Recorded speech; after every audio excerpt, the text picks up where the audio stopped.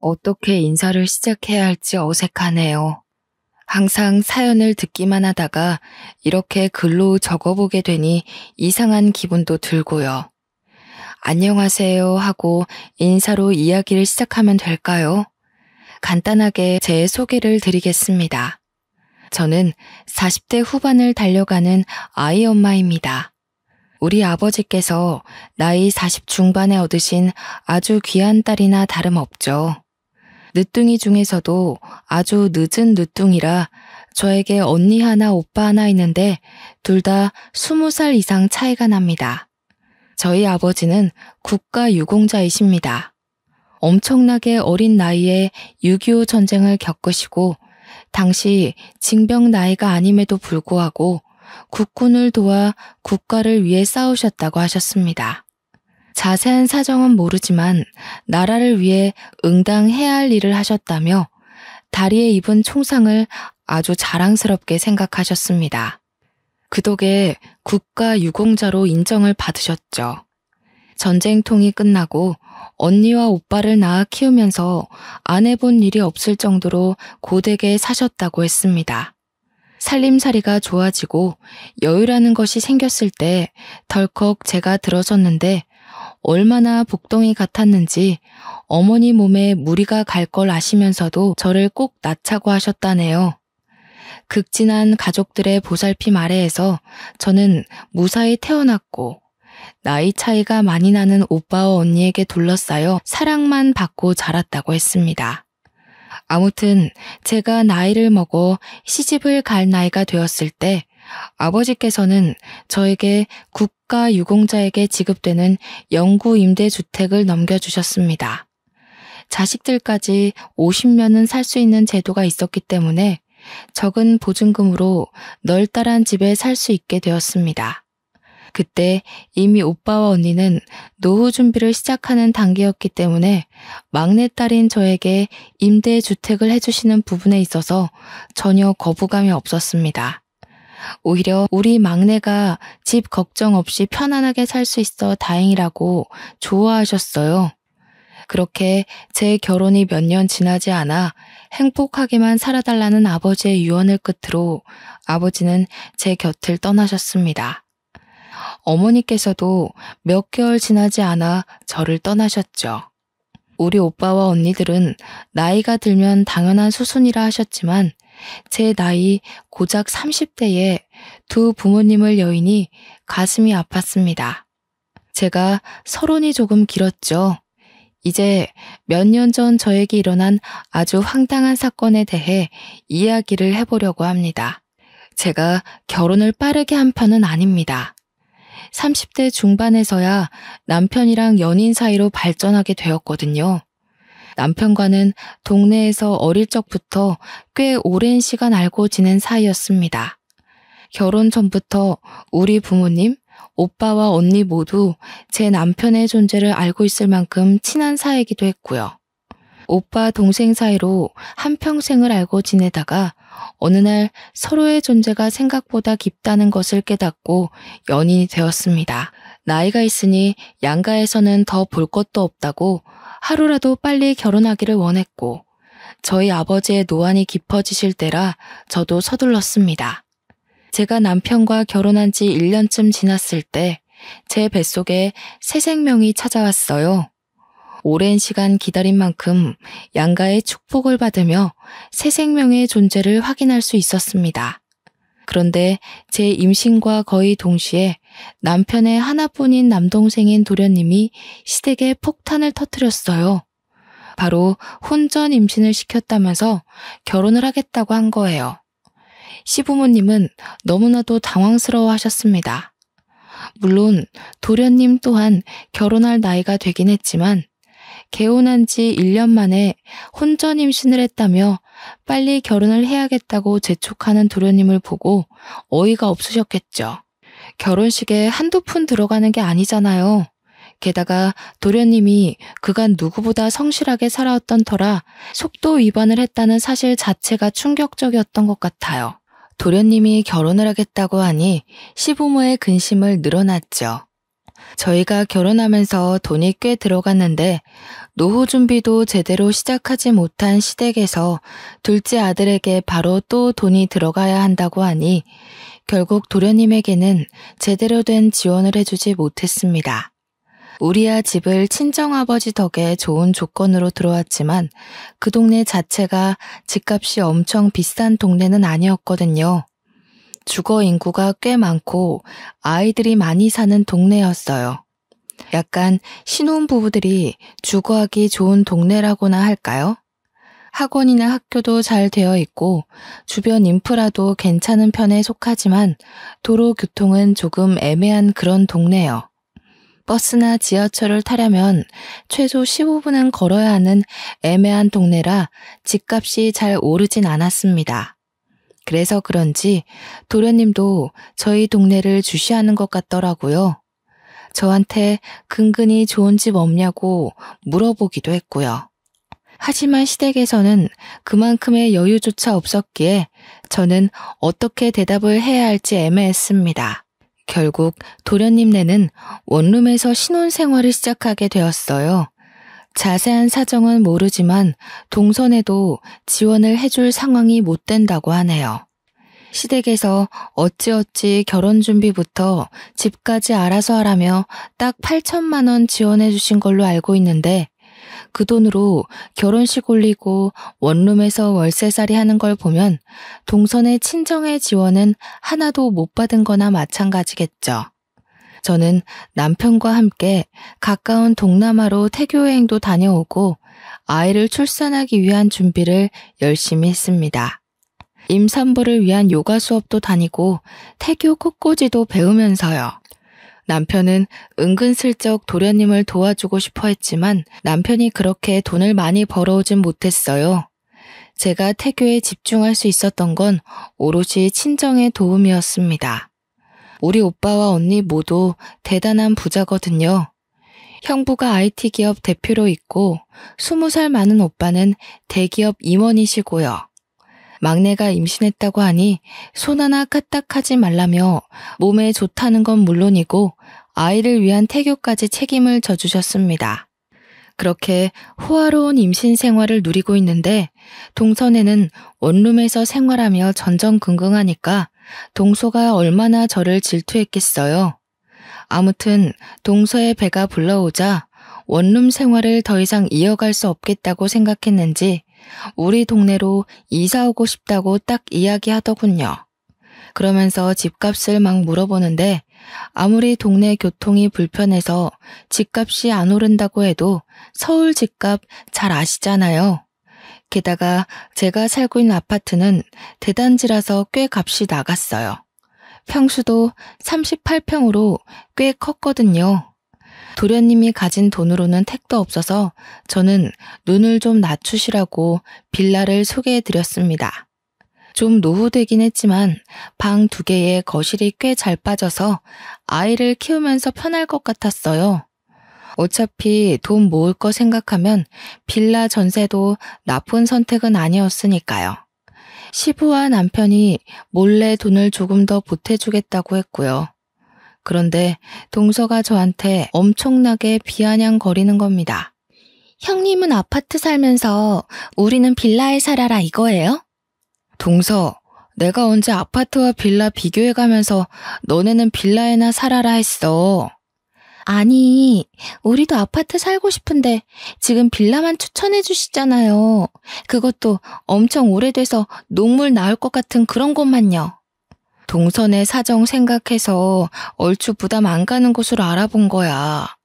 나도 만삭인데 이거 알아보러 돌아다닌다고 배 땡기고 다리 붓고 그랬는데 너무한 거 아니야? 적당한 운동을 하셔야 애도 잘 나오죠. 형님 매번 앉아서 하는 꽃꽂이 같은 것만 하시던데 그거 다 사치예요. 우리 언니가 시켜준 태교인데 왜 지가 나서서 사치 부린다고 하는지 이해가 안 갔습니다. 그냥 제가 하는 모든 일이 눈꼴시라서 트집을 잡고 싶어하는 걸로만 보였어요. 저는 한숨을 푹 내쉬면서 동서가 이해할 수 있도록 설명을 다시 해주었어요. 동서, 대출을 많이 받아봐야 도련님 혼자 감당 못하니까 하는 소리지. 그 빌라 내부 봤어? 생각보다 넓어서 괜찮을 거야. 가진 금액 생각해서 이사를 해야 할 거 아니야. 말 나온 김에 형님네 부부 모아둔 돈 있으면 좀 빌려주세요. 가족끼리 어려울 때 서로 돕고 그래야 하죠. 남편이 분명 몰래 도련님을 도와준 걸로 알고 있었는데도 저렇게 뻔뻔하게 나오니까 짜증이 나더라고요. 같은 임산부라 험한 말하기도 싫고 최대한 감정을 배려해주고 싶었는데 마치 우리 남편이 돈 빌려준 걸 모르는 것처럼 저렇게 나오니까요. 저는 입을 꾹 다물었어요. 솔직히 아이를 키우기 위해 예전부터 드러났던 적금도 있고 여윳돈을 좀 마련해주긴 했지만 그건 아이한테 쓰려고 한 돈이니까요. 도련님네 도와주려고 허리띠 졸라매고 모은 돈은 아니잖아요. 우리도 집에 들어갈 만큼 큰 여윳돈은 없지. 그럼 형님, 아파트 담보대출 안 돼요? 들어보니까 아주버님이 평생 사는 집이라고 하시던데. 그럼 자가라는 이야기잖아요. 저도 아파트 살고 싶단 말이에요. 형님네 아파트 상가도 엄청 잘 되어 있고 놀이터도 좋던데. 솔직히 저희 아파트가 대단지라서 상가에 있을 건 다 있고 놀이터도 한두 개가 아니라 각 동을 마주보고 있는 사이마다 있었거든요. 평생 살 집이라고 하니 임대 아파트라고 생각은 못하고 저희 명의 아파트인 줄 알았나 봐요. 동서는 그때부터 아이처럼 조르듯이 저한테 대출 좀 받아주세요. 아파트 살고 싶어요. 하면서 땡깡을 부렸어요. 막말로 제 친동생도 아니고 저한테 살갑게 굴었던 사람도 아닌데 저렇게 때만 쓰니까 더 꼴 보기 싫더라고요. 동서, 그러면 공공임대주택 같은 거 한번 알아봐봐. 요즘 신혼부부 대상으로 많이 공급도 하고 있고. 뭐라고요? 임대주택? 그거 기초생활수급자들이나 가는 그런 데 아니에요? 거지도 아니고 어떻게 그런 곳에 살아요? 그게 무슨 소리야.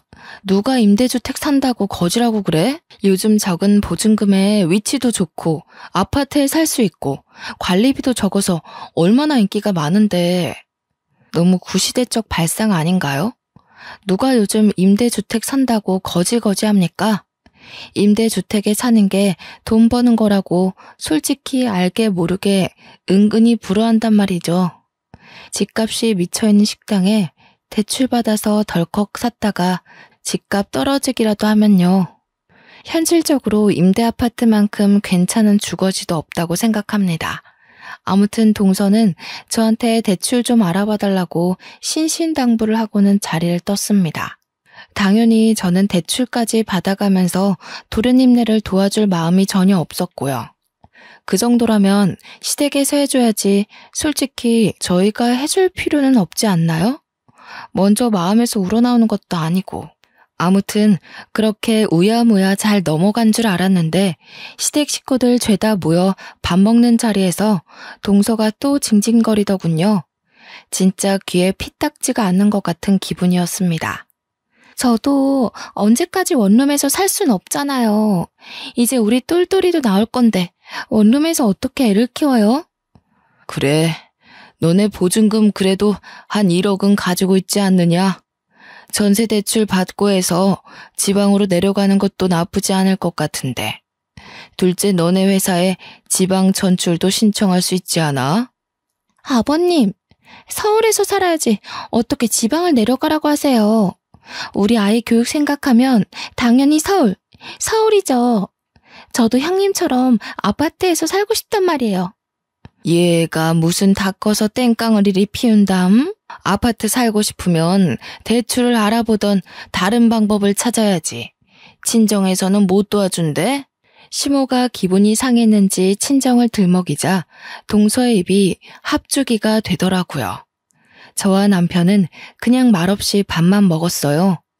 제가 도와주겠다는 말이 없자 동서가 저를 흘겨보면서 시모한테 또 조르더라고요. 저도 형님처럼 아파트 살고 싶은데 솔직히 형님한테는 집 구할 때 얼마 주셨어요? 이도 입 딱 다물고 아무 소리 안 해주는 거 있죠? 예, 우리가 해주긴 뭘 해줬다고 그러니? 큰애네 집은 큰애네 친정에서 해주신 거야. 너도 큰애처럼 살고 싶으면 임대주택 알아봐. 그게 제일 편하다더라. 형님도 그렇고 어머님도 그렇고 왜 자꾸 임대주택 하시는 거예요? 그거 거지들만 사는 데 아니에요? 거지라는 표현이 나오자마자 온 가족이 동서를 바라보았어요. 동서는 뭐가 문제인지 잘 모르는 것 같았습니다. 참다 못한 남편이 동서에게 한마디 콱 쏘아주었어요. 재수씨, 말이 좀 이상하네. 우리가 거지야? 동서는 남편의 말에 의중을 곰곰이 생각하더니 눈을 크게 뜨고는 저와 남편을 번갈아가며 보았습니다. 입가에 슬며시 웃음을 짓더니 믿기지 않는다는 듯 저에게 물어보았어요. 형님네 임대 아파트예요? 한 건 잡았다는 그 표정을 얼마나 즐거웠으면 숨기지도 못했을까요? 저는 그냥 말없이 고개를 끄덕였어요. 그러더니 어머머 하면서 유난을 막 떠는 거예요. 어머머, 정말 상상도 못했네. 아파트 가졌다고 유난 떨더니 임대였어요? 동서, 내가 언제 유난을 떨었다고 그런 식으로 말을 해? 저한테 그 형편의 빌라도 감지덕지라는 식으로 말하셨잖아요. 어쩐지 대출 좀 해서 도와달라니까 임대라서 못해준 거였구나? 시부모는 큰 소리 내지 말고 밥이나 먹으라며 동서를 따끔하게 혼냈어요. 평소 같으면 주눅 들어서 징징거릴 텐데 제가 임대 아파트 산다는 게 그렇게 즐거운 일인지 내내 하면서 밥을 먹더라고요. 도련님은 저한테 안사람이 진짜 대출 이야기를 물어봤었느냐며 사과를 하더라고요. 어차피 대출 받아줄 수도 없고 그럴 마음도 없었다고 됐다고 했습니다. 우리 도련님은 참 성실하고 착한 사람인데 어쩌다 저런 철없는 여자와 결혼까지 하게 된 건지 도련님 팔자를 스스로 꼰 거라고 밖에 할 말이 없더라고요. 물론 동서가 나이가 어려서 그런 거라고 생각하려고 했죠. 저랑도 거의 10살 차이 가까이 나니까요. 그런데 날이 가면 갈수록 나이가 어려서 철이 없다 뿐만 아니라 원래 성격이 베베 꼬이고 남 깎아내리기 좋아하는 것 같더라고요. 아무튼 어찌 더 마련한 건지 결국 동서는 우리 동네 빌라로 이사를 오게 되었어요. 빌라는 싫다 더럽다 하더니 돈에 맞춰 살아야지 어쩌겠어요. 이사 준비까지 다 마치고 한 동네 살면서 저는 동서를 은근 피해 다녔습니다. 동서를 길에서 만나면 골치가 아플 것 같았거든요. 둘 다 만삭이니 출산 시기가 비슷했어요. 그런데 동서가 먼저 진통이 오기 시작한 거예요. 저는 시댁 식구들과 함께 병원에 가서 태어난 조카를 보게 되었죠. 똘똘이라고 하더니 정말 똘똘하게 생긴 조카가 누워있더라고요. 우렁차게 오는 것까지 너무너무 귀여웠어요. 조카 선물이라고 베네 저고리에 작지만 돈봉투까지 넣어서 동서에게 선물을 했죠. 동서가 조리원을 가고 저도 딱 일주일 후에 아이를 낳았습니다. 건강한 딸이었어요. 시댁 식구들은 전부 아들 하나 딸 하나 태어나서 너무 행복하다고 하셨고요. 저희 언니와 오빠는 아이 낳느라 고생했다며 강남에 정말 유명한 산후조리원으로 보내주셨습니다. 동서는 동네에서 좀 큰 산후조리원에서 조리를 했거든요. 그런데 제가 강남에 있는 산후조리원에 간 그것조차 질투가 나는지 조리원을 퇴소해서 아이와 함께 집에 돌아와서도 내내 비교를 해가며 궁시렁거렸습니다. 시댁에서 차별해서 조리원을 보내준 것도 아니고 저는 친정에서 해준 건데도 불구하고 그렇게 미운 소리만 하더군요. 거기다가 저는 조카 태어났다고 선물도 했는데 받아가 놓고 저한테는 아무것도 돌려주지 않더라고요. 형님은 좋겠네요. 연예인들이나 간다는 산후조리원에서 실컷 쉬셨으니까. 조리원이 다 똑같지 뭐. 동서도 잘 쉬었을 거 아니야. 방이 얼마나 좁던지 불편해 죽는 줄 알았다니까요. 계속해서 저를 만날 때마다 볼멘 소리를 하는데 저라고 그 만남이 즐겁겠어요? 피곤하기만 했어요. 저는 아이 핑계를 대고 동서가 만나자고 할 때마다 피해 다니기 일쑤였습니다. 그렇게 수개월이 지나고 아이가 20개월이 되었을 무렵 임신하자마자 대기를 해놨던 어린이집에서 연락이 왔어요. 자리가 비었다고 입소할 거냐고 묻더라고요. 저는 프리랜서로 웹디자인 일을 하고 있었는데 형부네 회사에 이름을 올려놓았던 터라 맞벌이 가구로 되어 있었거든요. 서울에서는 맞벌이여도 어린이집 입소가 하늘의 별따기라서 임신하자마자 대기도 올려두었던 덕분이었죠. 자리가 났다고 하니 아이의 사회성 기르는 데에 어린이집만큼 좋은 것도 없다고 해서 어린이집에 보내기로 했습니다. 시댁 식구들 모두 모여 식사를 하는 자리에서 남편이 운 좋게 자리가 나서 어린이집에 보내기로 했다고 하니 동서가 또 말을 던지더라고요. 와, 형님은 운도 좋으시네요. 우리는 아직 대기 순위가 20번대인데 임대 아파트 살면 어린이집도 빨리 들어갈 수 있어요? 일부러 임대 아파트를 강조하며 말을 하는데 그 주둥이를 확 때리고 싶었습니다. 동서는 전업주부거든요. 외벌이니까 당연히 순위가 꼴찌이죠. 집에서 충분히 애를 돌볼 수 있는 입장이니까요. 그걸 뻔히 알면서도 임대 아파트 들먹이면서 말하니까 너무나도 기분이 나빴습니다. 역시 임대 아파트 살면 맞벌이를 해야 하니까 나라에서도 이해를 해주는 건가? 맞아요, 형님. 원래 힘든 사람들한테 복지가 제대로 가야 한다던데 형님네가 딱 그건가 보다. 그러면서 웃어대는데 도대체 누가 누굴 거지 취급하는 건지 모르겠더라고요.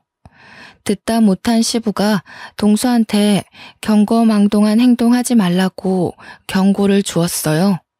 그런데도 동서는 날이라도 잡은 건지 그동안 제가 동서를 피해 다닌 시간만큼 오늘 전부 쏟아부으려고 하는 건지 말을 이어가더라고요. 육아수당이나 아동수당도 혹시 임대 살면 더 줘요? 나도 임대 들어갈까? 아니, 임대 아파트는 뭐 저 들어갈게요 하면 들어갈 수 있는 줄 알더라고요. 동서네가 살고 있는 빌라 전세에 비하면 우리 집은 궁궐인데 말이죠. 시댁 모임 있을 때마다 저렇게 대놓고 까내리는 것도 불편했는데 남편은 꾹 참더라고요. 저한테 그냥 무시하라고 배알이 꼴려서 저러는 거라고 그러면서 한숨을 푹 내쉬었어요. 동서가 집에서도 돈도 안 벌어오고 놀고 먹고 지내면서도 살림에는 신경 하나도 안 쓰고 산다고 도련님 보고 투잡디라고 난리를 부린답니다. 언제까지 빌라에 살거나 아파트로 이사 가자고 때만 써대고 도련님이 신경쇠약에 걸릴 것 같다고 남편에게 신세한탄을 했대요. 그런 관계가 몇 년이 지속이 되니 도련님이라고 동서가 곱게 보이겠어요. 결국 뒤늦게 어린이집에 다니게 된 조카는 확실히 또래에 비해 사회성이 떨어지더라고요. 그렇게 또 몇 년이 지나고 유치원에 입학할 나이가 되었어요. 운 좋게 병설 유치원에 합격이 되어서 저는 따로 준비할 것 없이 병설 유치원을 보내기로 했죠. 서울에서 병설에 보내려면 3대가 덕을 쌓아야 한다는 말이 있던데 우리 아버지 덕인가 싶기도 했습니다. 남편과 저는 유치원 입학 날만 손꼽아 기다렸어요.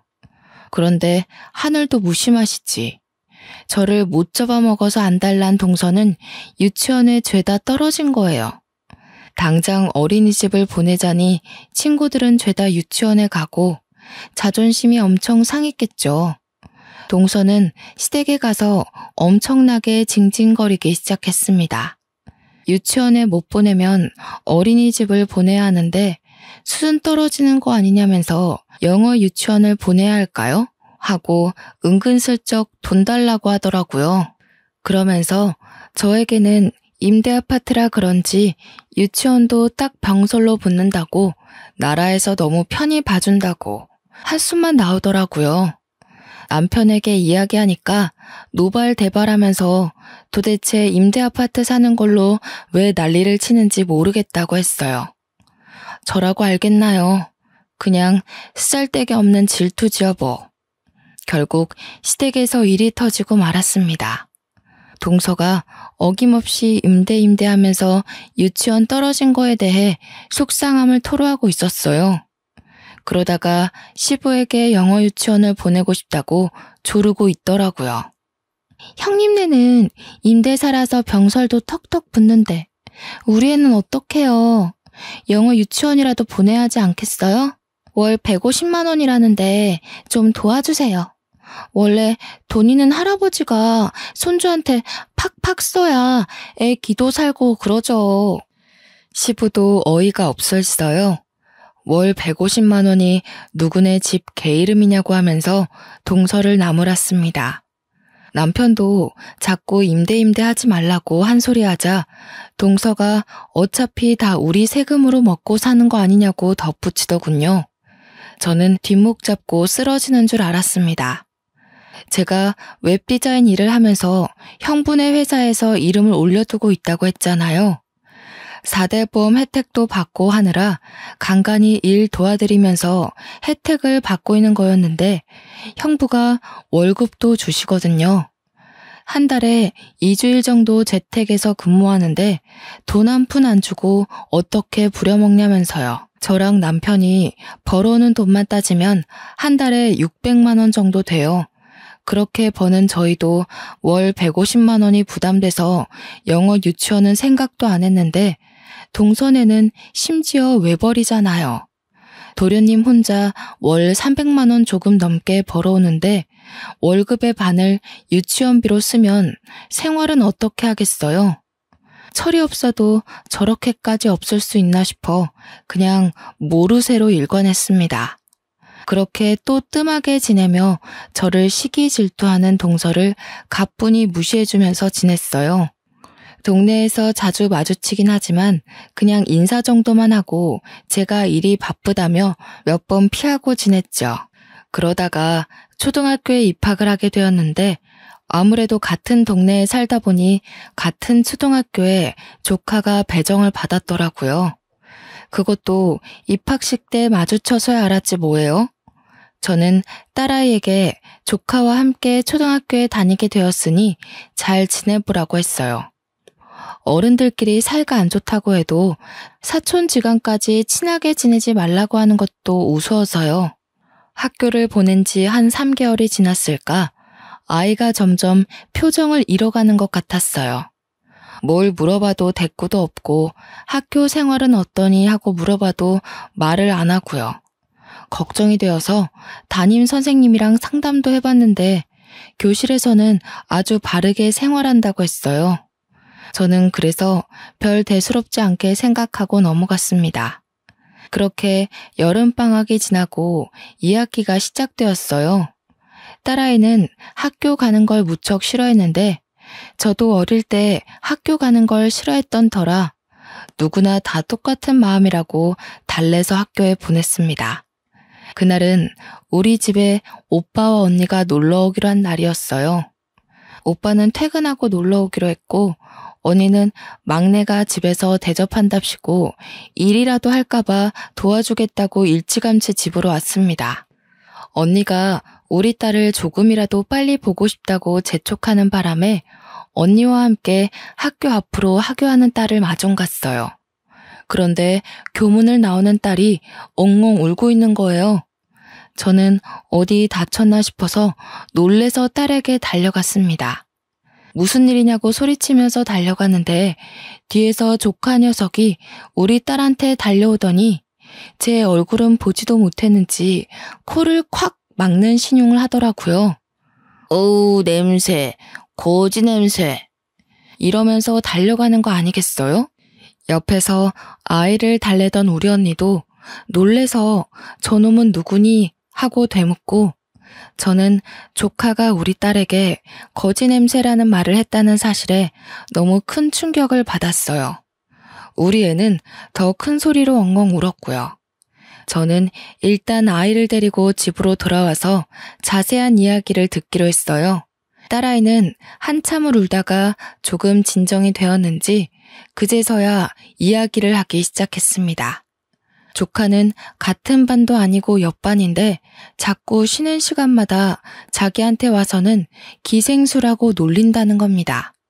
처음에는 기생수가 뭔지 몰라서 그게 뭐냐고 채근을 했어요.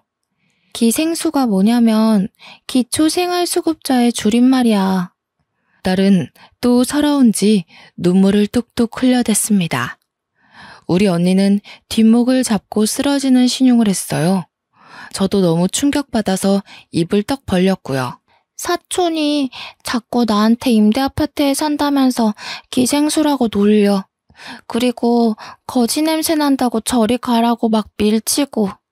저는 눈이 돌아가는 것 같았습니다. 도저히 화를 참을 수가 없어서 동서에게 전화를 걸었어요. 솔직히 초등학교 1학년 학생이 알아봐야 얼마나 알겠어요? 다 동서가 주입해놔서 그걸 놀림거리로 삼는 거 아니겠어요? 저는 분노해서 눈물이 쏟아질 것 같았어요. 한참 동안 통화 연결이 되지 않다가 동서가 전화를 딱 받더라고요. 여보세요 하는 동서의 목소리가 들리자마자 너무 화딱지가 나서 동서에게 마구마구 쏘아댔습니다. 동서, 조카가 우리 아이한테 거지 냄새 난다고 기생수라고 놀려댄다는데 동서가 바로 잡아야 하는 거 아니야? 어떻게 초등학교 1학년밖에 안 된 애가 그런 소리를 하고 다녀? 기생수요? 기생수가 뭐야? 아, 기초생활수급자? 형님, 그거 다 애들 장난이잖아요. 뭘 그렇게 예민하게 굴어요? 장난? 지금 말 다 했어? 솔직히 임대아파트 살면 다 그렇게 무시받는 거라니까요. 인식이 그렇잖아요, 인식이. 돈 없고 가난하고 못 먹고 사는 애들이 들어가는 집. 제가 뭐 틀린 말 했나요? 동서, 어떻게 엄마라는 사람이 그런 식으로 편을 가르고 말을 할 수가 있어? 애들은 장난으로 그러는 거겠죠. 저 바빠서 그럼 끊을게요.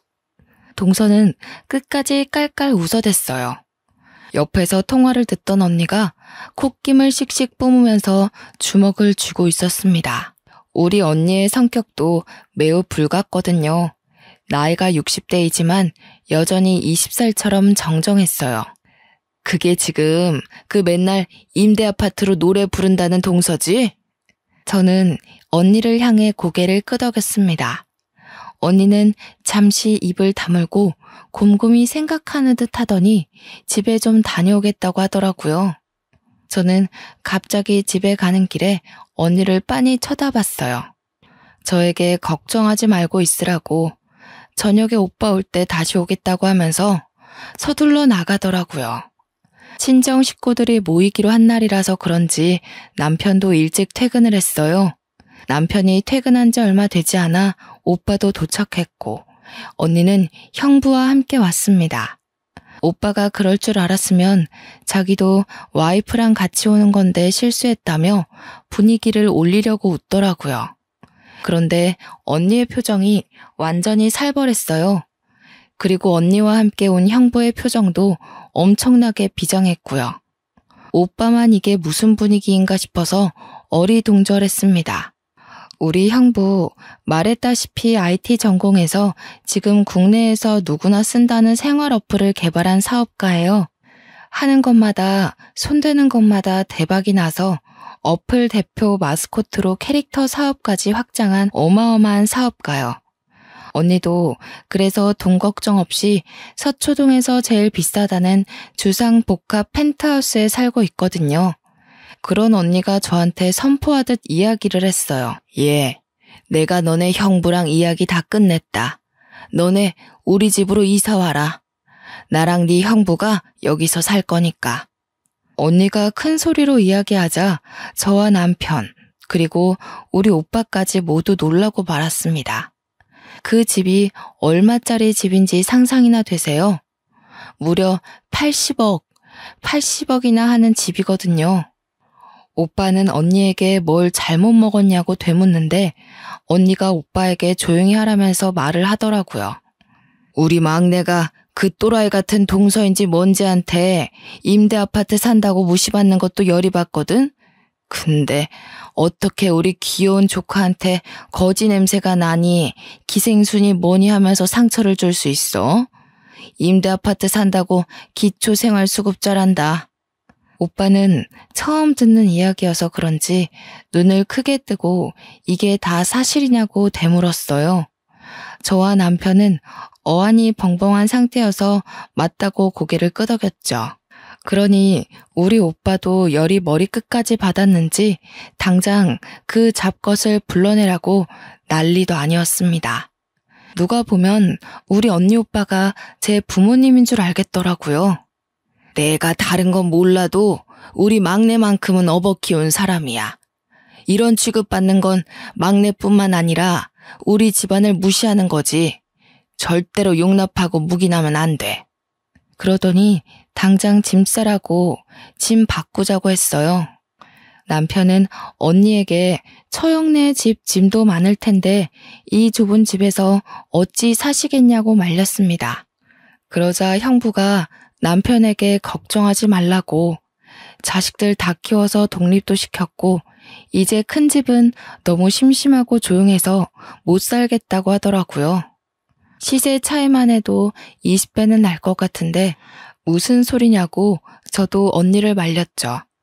그러자 언니가 시세 차이가 뭐가 중요하냐면서 콧방귀를 팽 끼더라고요. 어차피 명의 바꾸자는 거 아니니까 김칫국 마시지 말라고. 저한테 여유 있게 농담도 던졌어요.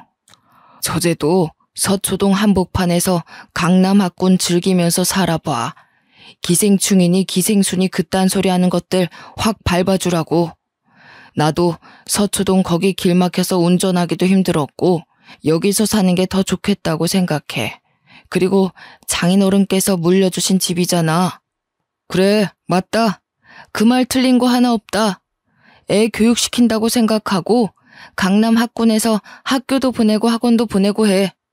아이 교육에 환경이 얼마나 중요한지 알지? 돈 걱정은 하지 말고. 친정 가족들이 모두 든든하게 제 편을 들어주니 눈물이 날 것 같았어요. 남편은 염치 없지만 그렇게까지 생각해 주신다면 이사를 가야겠다고 하더군요. 오빠가 잘 생각했다면서 가전도 가구도 싹 바꿔주시겠다는 거예요.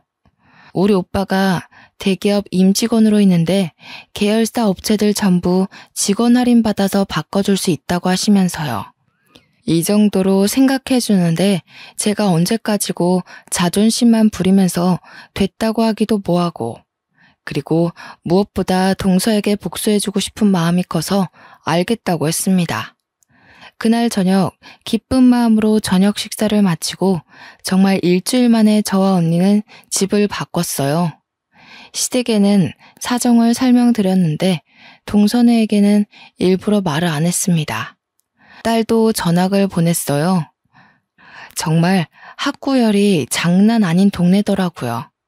초등학교 1학년인데도 종합학원을 줄줄이 다니고 있었어요. 저도 이왕 이사 온 거 무리해서라도 공부를 시켜야겠다고 생각했는데 언니가 구세주처럼 나타났습니다. 언니랑 오래 알고 지낸 친구가 서초동에서 엄청나게 큰 종합학원을 운영하는 원장이라는 거예요. 완전 할인받아서 정규반도 등록하게 되었어요. 또 학원 입장 입김이 장난 아니잖아요. 미리 언지를 해놓은 탓인지 우리 딸이 그 대단지에 가장 좋은 펜트하우스 산다는 소문이 학원에서 학교로 소문이 쩍 퍼진 거예요. 동네 학부모들부터 시작해서 반 친구들까지 우리 딸에게 잘해주더라고요. 이래서 정말 돈이 무서운 거구나 싶었습니다. 우리 딸이 서서히 새 학교에 적응해 나갈 무렵 동서에게 연락이 왔어요. 드디어 올게 왔구나 하는 생각이 들었죠.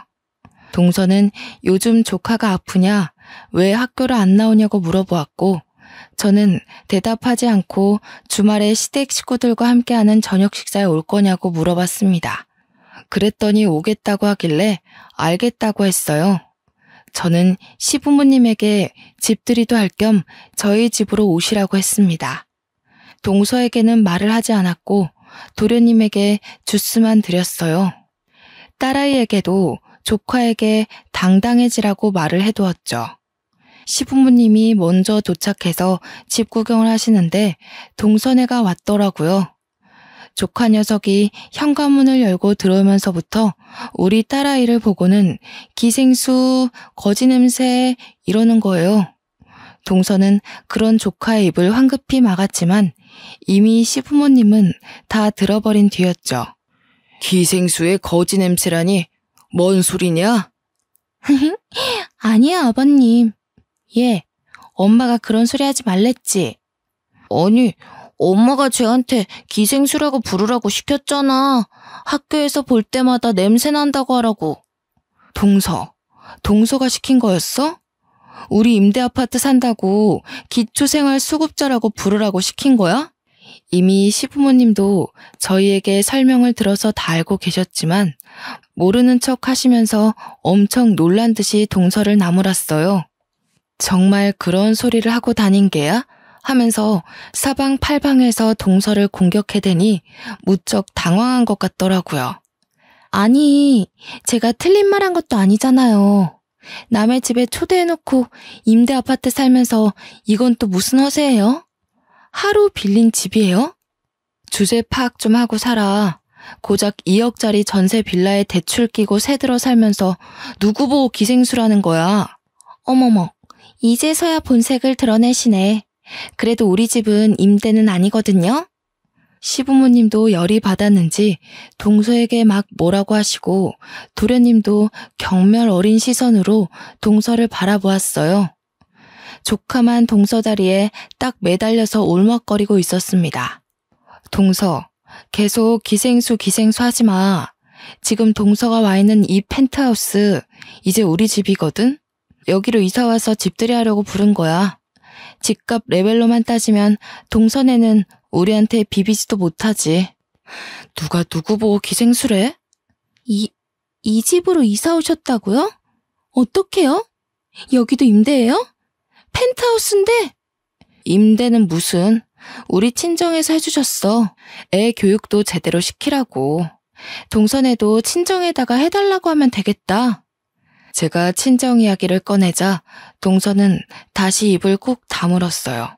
그러자 이때다 싶었는지 시모가 동서에게 진짜 첫째네한테 기생수라고 한 게 맞냐고 물으면서 너무 실망이라고 했습니다. 안 그래도 너네 전세 계약 끝나간 데서 집 좀 어떻게 도와줘 보려고 했는데 꼴도 보기 싫다. 앞으로는 알아서들 잘 살고 얼굴도 보지 말자. 어떻게 가족한테 그런 말을 할 수 있니? 동서는 무척 당황해했고 시모는 그런 동서를 무시하고 저에게 미안하다 재차 사과했습니다. 밥맛도 떨어진다고 같은 밥상에서 밥도 먹기 싫다고 하시면서요. 동서는 이런 분위기가 너무나도 수치스러웠는지 도련님도 버리고 애만 데리고 집을 뛰쳐나왔습니다. 그제서야 도련님도 저한테 너무 면목 없다고 여러 번 사과했고요. 솔직히 그 사과 받아주고 싶지 않아서 대꾸도 안 했지만요. 동선애가 사라지고 시부모님은 그제서야 너무나도 잘했다고 이렇게나 마음고생할 일이 생길 줄 몰랐다고 하셨어요. 그렇게 제가 차린 집들이 음식까지 다 드시고서야 정말 잘했다, 사돈댁에 감사하다고 꼭 전해달라고 하시며 집으로 돌아가셨습니다. 사이다 복수 제대로 하고 나서 언니와 오빠에게도 제대로 자랑했네요. 언니가 그래도 애 교육을 위해 살아보라고 한 건 진심이라고 더 살라며 배려해줘서 애가 학교 다닐 동안은 이 호화로운 집에서 지낼 것 같네요. 그러면 여기까지 동서를 혼쭐 낸 제 이야기는 끝입니다. 다들 어땠나요? 요즘 돈 때문에 사람 무시당하는 건 일도 아니라던데. 어린 동서가 저런 식으로 자식 교육 시키는 걸 보면 우리 아이들의 미래가 너무나도 걱정되더라고요. 엇나가는 아이들을 바로 잡아주는 게 부모의 역할인데 벌써부터 못된 말만 가르치고. 그래도 여기에 지난 이야기를 써보니 참 속이 시원합니다. 요즘 다시 쌀쌀해지는 나이에 감기 조심하시고 다들 행복하셨으면 좋겠습니다. 귀한 시간 내서 제 이야기 들어주셔서 감사합니다.